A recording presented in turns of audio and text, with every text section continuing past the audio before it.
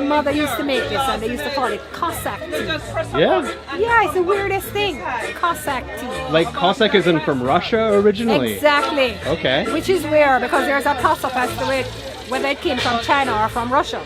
But the person who named it, kombucha, that was the name of the person who named it. Kombucha tea. It is said that somebody 4,000 years ago found this cup of tea that had fermented in an abandoned building somewhere, and looked at it and said, but that looks like it will be good, and tasted it, and that's how kombucha started. Now that's just a story.